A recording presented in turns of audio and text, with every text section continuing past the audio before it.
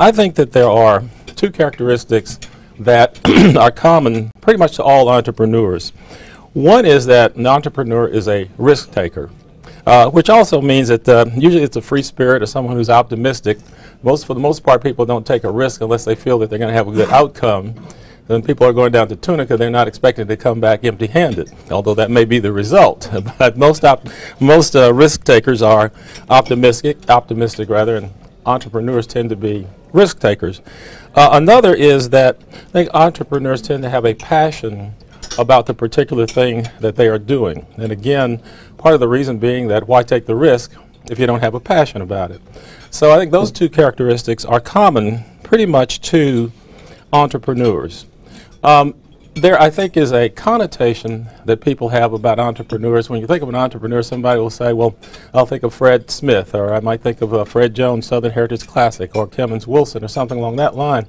And those indeed are entrepreneurs, but an entrepreneur actually, and I looked it up, and knowing that I was coming here, I decided I'd better get a definition. I'd never actually defined or read the definition of an entrepreneur before, so I got the World Book Encyclopedia Dictionary to review the actual definition, which is a person who organizes and manages a business or industrial undertaking.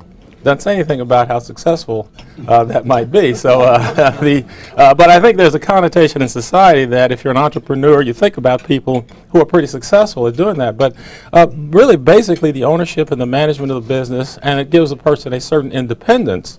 So that's common to entrepreneurs.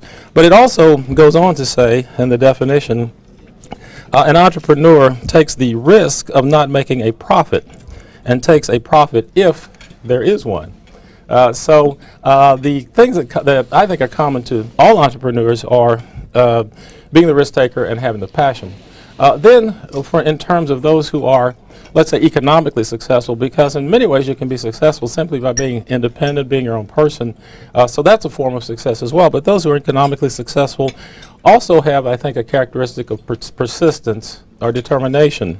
Because I think every business, every entrepreneur is going to face at some point some adversity, virtually every entrepreneur. I know certainly I have, and I think most that I have ever talked with. I think another fourth characteristic is adaptability, because in order to be able to respond to changing circumstances. So many times we face, all of us do in whatever endeavor, changing circumstances, but certainly with entrepreneurs it's important to be successful, to be able to adapt to those changing circumstances. And the final, and I'm going to relate all this to WLOK, but the final item that I think is not so much common to entrepreneurs, but that distinguishes entrepreneurs and all people really, is the background or backdrop against which their life is conducted.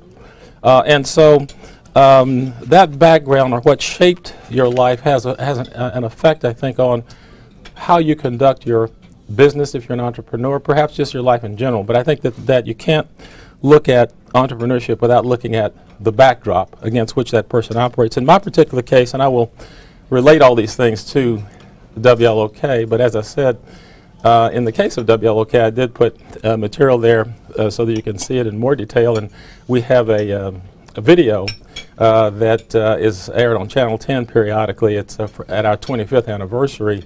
It's called the WLOK Story. So for those who want more about WLOK, those are means, but I will relate at least these characteristics to WLOK.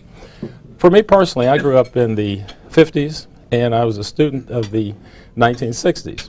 And that, I realized, probably shaped an awful lot of my life and point of view. One lesson that I took or brought with me from there is that tradition and authority are not always right, and that people's rights are very important. So a backdrop for me has been community, and as Pearson mentioned, WLOK has always been very involved in our community and in trying to do things that are going to benefit people within our community. Our whole company has always been geared toward that particular aspect. So that's more personal to me, but certainly that's the backdrop against which I have personally come in terms of going to entrepreneurship.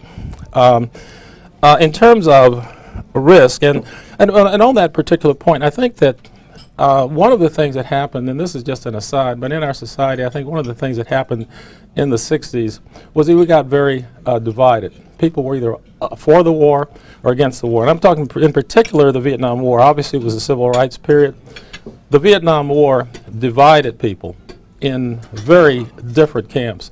I'm not sure that the country has ever, to this point, really gotten fully away from those camps. I was listening to David Broder in a meeting, Washington Post columnist, and he was talking about the influence of Vietnam on this country and how it persists even today.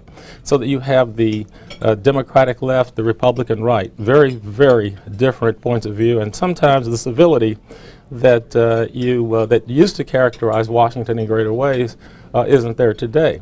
But that is just kind of an aside. I think that one of the things we're seeing in the presidential race now are people who seem to present a bit more civility, surprising some others. Huckabee, on the one hand, sort of the authentic, as they consider him an authentic sort of guy. Obama, on the other hand, being one of the first generations to say we're going to bring people together and heal divisions that have been there for a long period of time. That's just an aside, but again, the backdrop for me was the 60s, and I think there were a lot of different people brought from the 60s, different points of view, but that's the particular one that I brought, which was more a community-related item or matter. In terms of the risk aspect, with WLOK, I personally, as I was talking to someone at my table, I'm an actuary by training, and so I was in the insurance business and doing pretty well, and didn't have really a lot of reason, I guess, from some points of view, my mom's in particular, to do anything other than what I was doing. But I had became associated with media.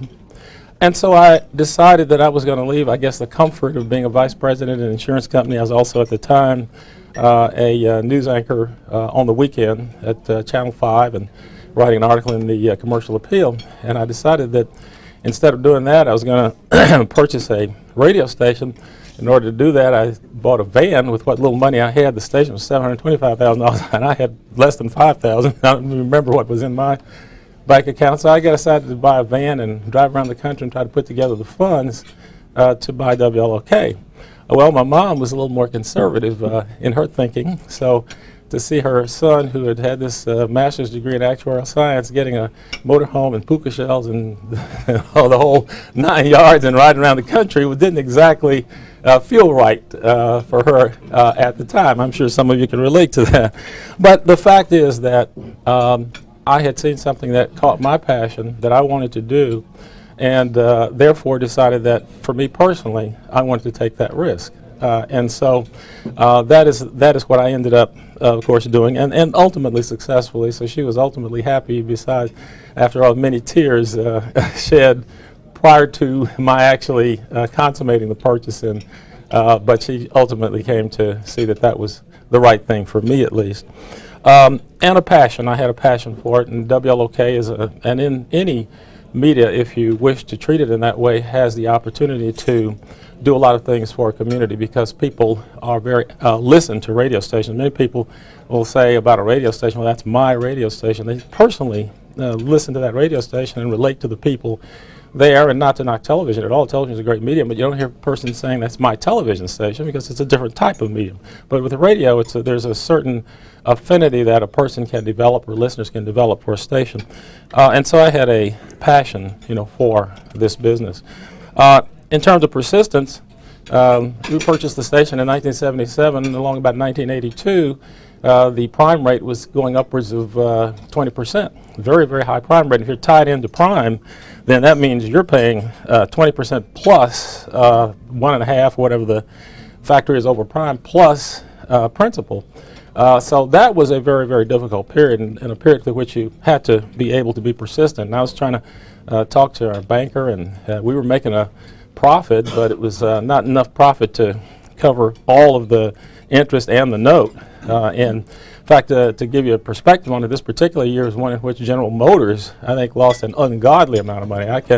A billion comes to mind. I don't really remember, but it was just an enormous amount of money. And I was trying to show our banker that we were trying hard and we were doing the best we could do, and although we weren't making kind of money that allowed us to pay everything, we wanted to get some better terms and extend the loan out and so on. And he was pretty resistant to that notion, because they wanted their money. I guess they were in the same economy we were in, so they wanted their money as well. In any event, I wasn't making much headway, so finally I said, you know, everything you say is right. We're not doing what we had said we would do. But I'll tell you one thing. I never thought I'd see the day that WLOK outperformed General Motors. Now, he didn't see all the humor in that, but that I did, but we were able to work it out. And sometimes I think you have to bring a little levity to a situation, but we were able to work that out. And again, persistence, though, was important because we faced times that were difficult. We faced times where there was competition, where FM radio came in vogue. We're an AM station. FM came in vogue, so we had to do things in terms of our formatting and how we pursued our programming to better enable us to compete in the environment that was created at that time.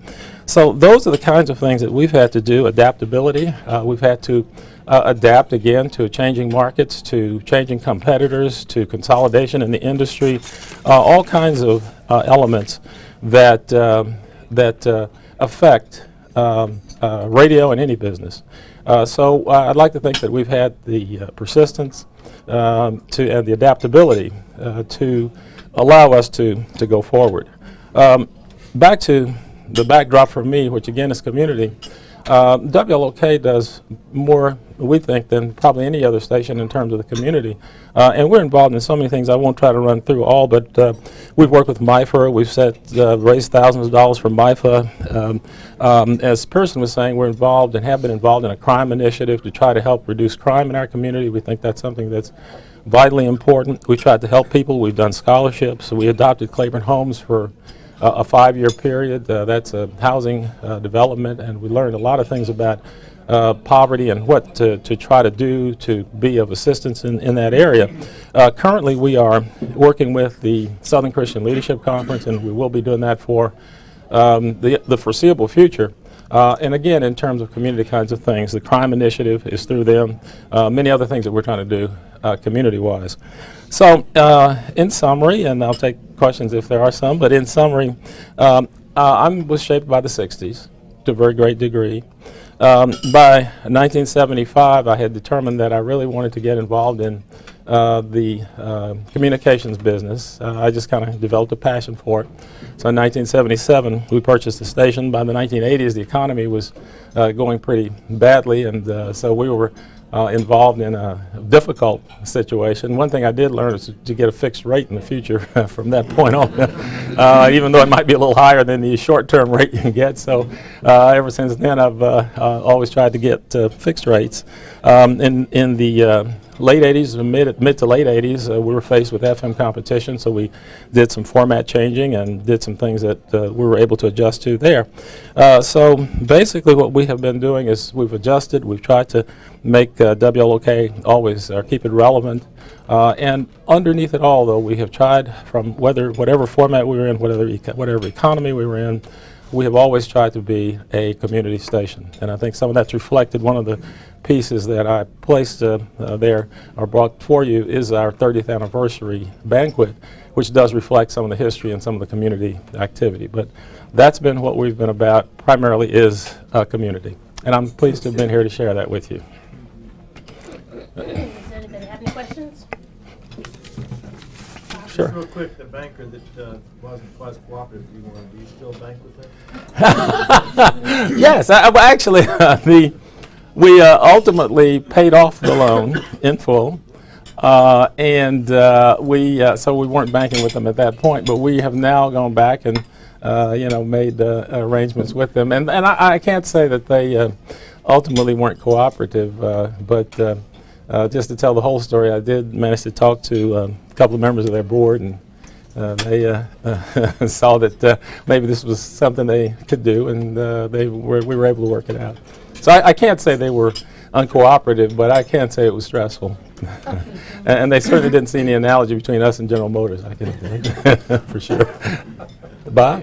Hi. Tell us how you happened to end up at Yale. Good question, because as I said, I was a product of the 50s, and as you know, the 50s was a segregated period here in Memphis. Obviously, we've changed a lot, the nation has. My parents wanted me to leave Memphis to go to school outside of Memphis because they felt that I would have a better educational opportunity. And when I say leave, I mean in high school. So I finished the 10th grade at Hamilton High School here in Memphis, and then I went to a prep school. I was actually ahead of myself in school, so I was about 13 years old when I went away to a prep school.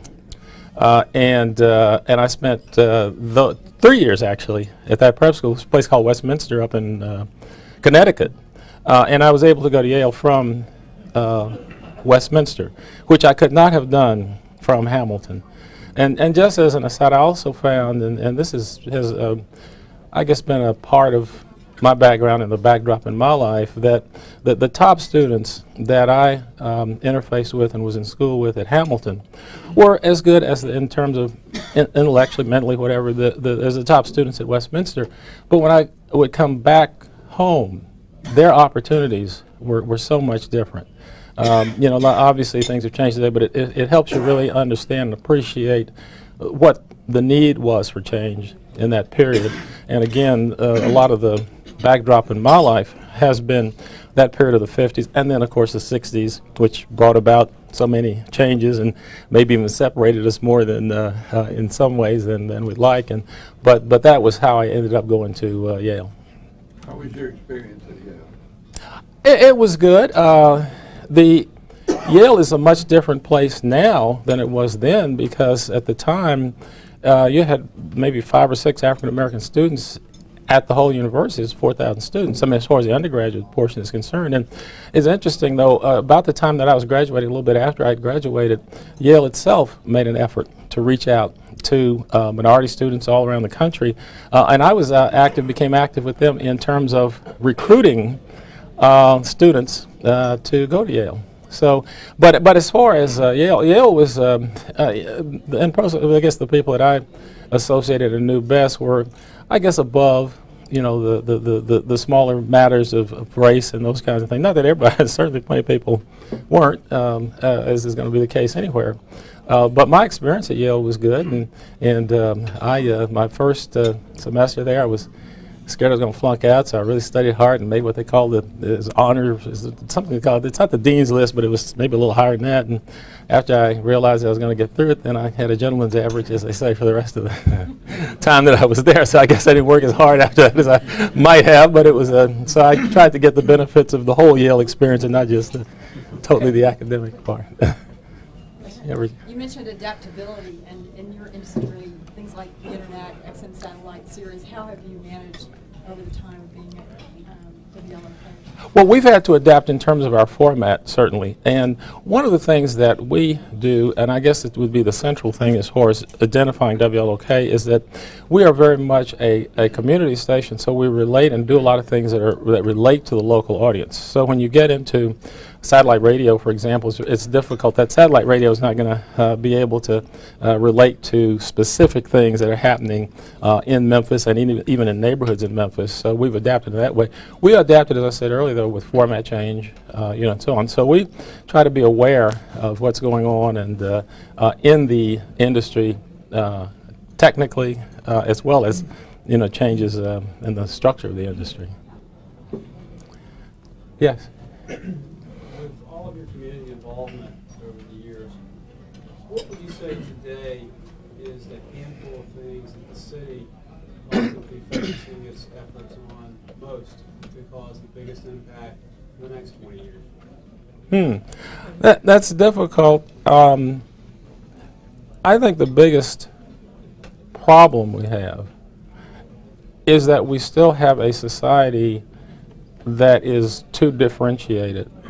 And that's a vestige of our history, and not just Memphis, many cities around the country. And I think that trying to address the disparities is a very difficult, process. I do think that the crime problem, which we're working on, is certainly one that needs to be addressed, but there are also underlying factors of lack of education, lack of economic opportunity, a lack of health care. I mean, so I think that quite a number of things go into that, and it's hard to really. I think it takes time to really undo, if you might say, situations that are historical in origin and nature.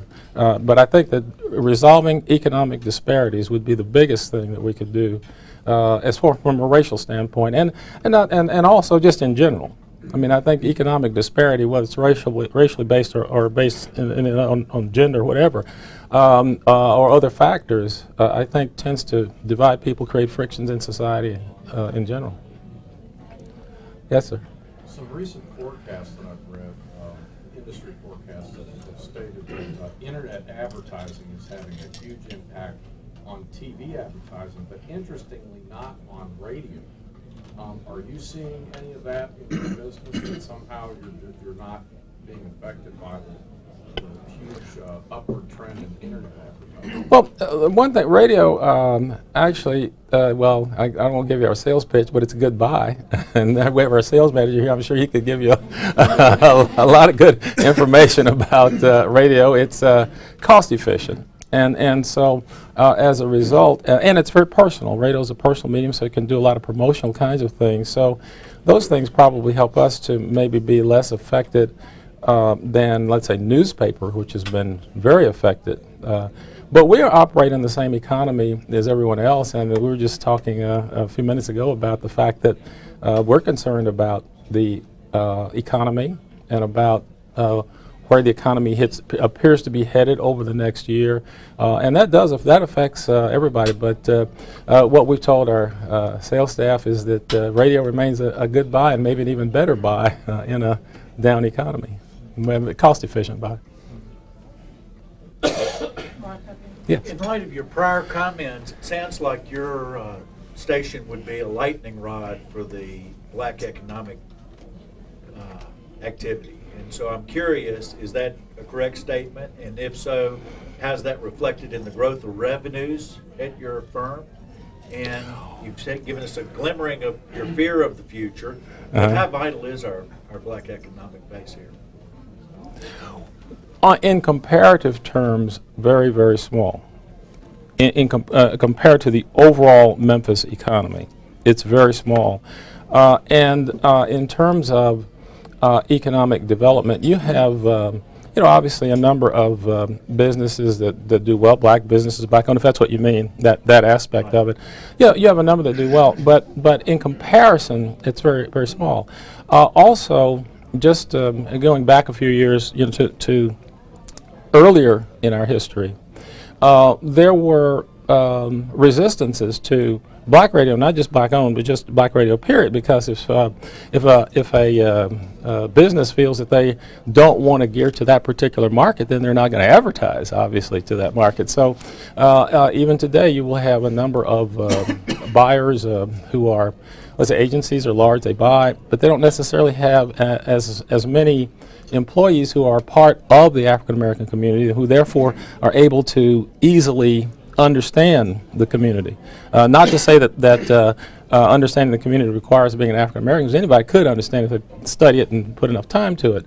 But you do still have those kinds of things. So we have been fortunate and blessed in many ways, but the differences and the exclusions that exist in society in general also apply in the economic world, and maybe even more particularly because Memphis was able to move forward, if you would call it that, in terms of the politics and voting elected officials much more rapidly than in terms of economic development in the African American community. So you've seen a disparity there time-wise in terms of what I would consider to be progress.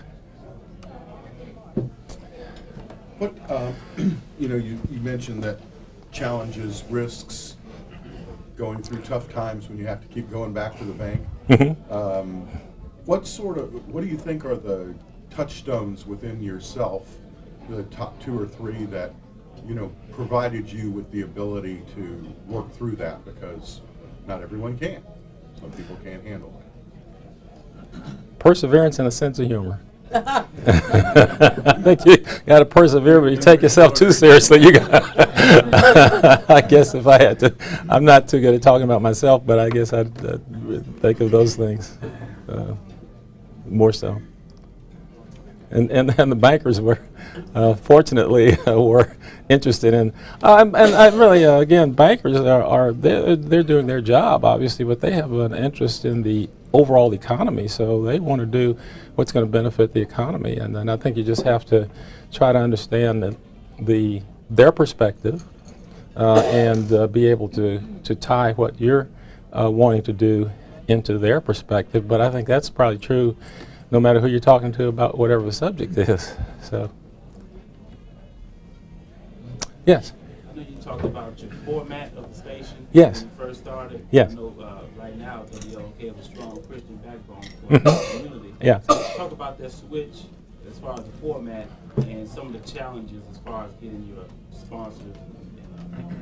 Well, it's a good question. Yeah, we were basically an R&B station, or we played contemporary music, although at the time, the most stations that were geared to black audiences also had a component of gospel music. It was oftentimes early in the morning or late at night. And so in the 80s, when FM really came in vogue, it was pretty clear, and we recognized it before we were deeply affected by it, that we were going to need to make some changes. And so we began to expand what we were already doing in gospel music. And so we expanded that into other parts of our format, and that's how we evolved really into a traditional gospel radio station. As far as resistance, yeah, we had to go and talk to some advertisers, because some of the advertisers, particularly those outside of Memphis. In Memphis, they can hear what you're doing and you can talk to them, one-on-one. But outside of Memphis, a lot of the advertisers didn't want to get associated with a particular religious philosophy.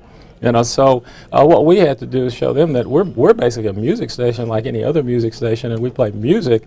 It's just that the music is gospel music. So we weren't and never have been doctrinaire in that sense, and so that helped us. But it took a lot of selling and a lot of communication, and making spec tapes about our station and sending it out so they could hear for themselves what we were doing. So we were able to overcome that over time. But you're absolutely right that there were some challenges involved with that.